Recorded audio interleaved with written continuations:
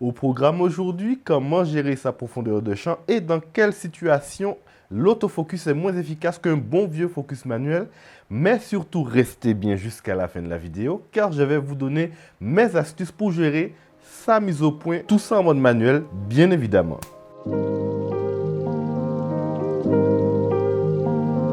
Salut, c'est Joram. Sans plus tarder, pour les débutants, la profondeur de champ, c'est quoi? Il s'agit de la zone de netteté de votre image entre votre capteur et votre sujet. Votre boîtier a un petit logo indiquant la position de votre capteur et grâce à celui-ci, vous pourrez mesurer précisément la distance nécessaire pour le focus voulu. C'est une question de distance, mais pas que. La profondeur de champ dépend de 3 critères qui sont, en réalité, on l'a dit tout à l'heure, la distance, car plus vous serez proche de votre sujet et plus la zone de netteté sera réduite et votre arrière-plan compressé. L'ouverture a aussi un rôle à jouer en fonction de la distance de mise au point que vous aurez réglée. Je vous donne un exemple pour vous expliquer vulgairement ce que c'est. Si à f8, vous avez positionné votre sujet à 1 mètre de vous, la zone de netteté, bon je dis des bêtises, elle sera entre 50 cm de vous et 1,50 m de vous. Alors que si vous ouvrez à f1.8 ou f1.4, cette zone sera totalement réduite. Elle va passer peut-être de 90 cm à 1,10 m. Vous comprenez que la zone où votre sujet sera net sera considérablement réduite par rapport à une plus grande ouverture. En dernier, la focale joue énormément sur cette zone de netteté car plus elle est grande et plus votre zone de netteté sera étroite. Par exemple, à 16 mm, on aura un arrière-plan beaucoup moins compressé qu'à 50 mm. Il y a certaines situations où vous serez obligé d'utiliser le focus manuel. Par exemple, découvrir un lieu en passant derrière un arrière-plan qui peut aussi servir de transition entre deux plans. Mais si vous restez en autofocus continu, par exemple, vous aurez, dès que vous passerez derrière le premier plan, il va devenir net, il va se mettre au point. Et quand vous allez dévoiler le paysage, il sera toujours flou, alors qu'en général, ce n'est pas ce qu'on veut pour ce genre de plan. On veut que dès qu'on se déplace de derrière le premier plan, le paysage que l'on veut dévoiler soit totalement net. Faire le point en alternance sur 2 objets côte à côte, par exemple, si vous laissez un autofocus, il va devoir décider lui-même de ce qu'il veut afficher dans la zone de netteté ou pas, alors que ça peut aller à l'encontre de votre storytelling, par exemple. Donc, vous serez obligé d'utiliser le focus manuel pour pouvoir switcher d'un objet à l'autre. Tout simplement, ne jamais laisser ce genre de choix à l'autofocus. D'ailleurs, dans le projet dont je vous ai parlé il y a quelques semaines, si vous n'avez pas vu la vidéo, je vous mets une fiche juste ici et un lien dans la description. Je vais essentiellement utiliser le focus manuel sur le gimbal grâce à un follow focus, un système de follow focus qui se monte dessus et qui se pilote à distance. Et j'ai très hâte de voir ça avec vous. D'ailleurs, n'hésitez pas à surveiller la chaîne car je suis en train de préparer la seconde vidéo. Et du coup, n'oubliez pas de vous abonner pour ne rien rater de ce projet.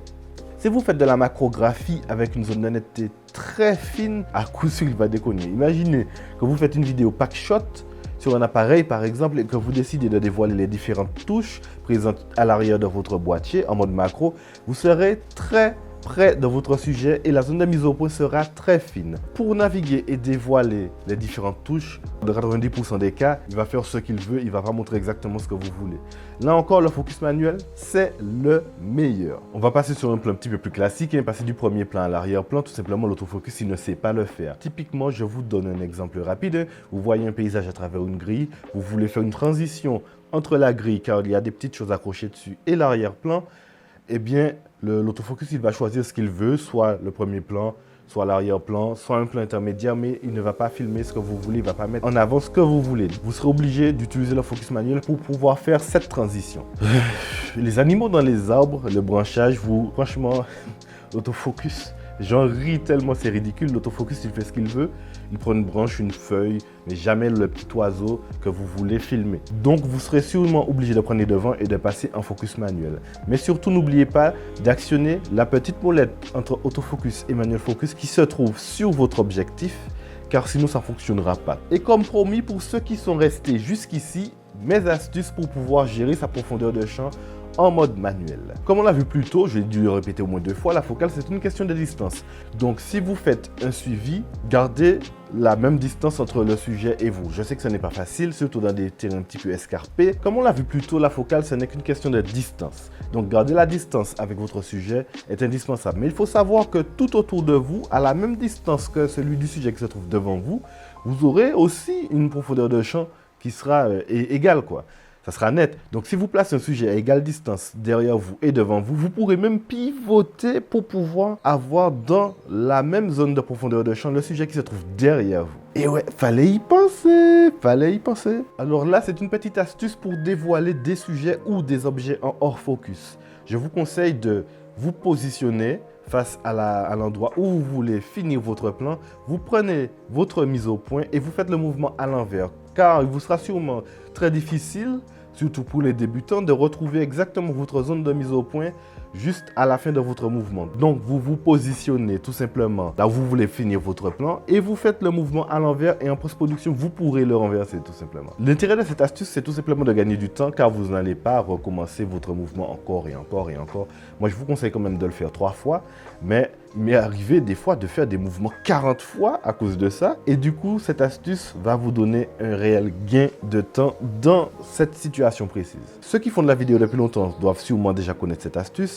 Mais pour tous les débutants, pour être sûr de réussir votre prise de vue, mieux vaut jouer sur l'ouverture, car plus votre diaphragme est fermé et plus votre zone de mise au point sera large. Donc à f1.4, vous allez, par exemple, pour un portrait, vous allez prendre le bout du nez, les oreilles seront floues. Donc fermez un petit peu et jouez sur les autres paramètres d'exposition pour pouvoir compenser le manque de lumière que vous allez perdre avec la fermeture du diaphragme, histoire d'être bien sûr, car vaut mieux être pas assez flou que trop flou. Je vous dis déjà, si vous montrez un sujet, et par exemple un volant de voiture et que le logo est à moitié flou, ça n'a aucun sens. Si cela va dans votre démarche artistique, allez-y, faites-le. Mais sinon, fermez le diaphragme pour avoir plus de profondeur de champ. Utilisez les outils d'aide de focus manuel tels que le focus picking et la loupe. Le focus picking, c'est une intensification des liserés, des arêtes, des choses à contraste élevé facilement reconnaissables par le boîtier qui va les intensifier avec des pixels rouge, blanc, bleu ou vert. Donc ça va vous permettre d'avoir des zones de voir les zones de netteté en direct sur votre écran, mais c'est pas toujours super fiable. Ça dépend des boîtiers, mais je vous conseille de le coupler avec la loupe et là, vous aurez franchement un résultat irréprochable au niveau de votre mise au point manuelle. Si vous avez des astuces pour le focus manuel, n'hésitez pas à les mettre dans la section commentaires juste en dessous et n'hésitez pas aussi à vous abonner pour ne rater aucun autre projet et aucune autre vidéo. Allez, à bientôt, c'était Joram.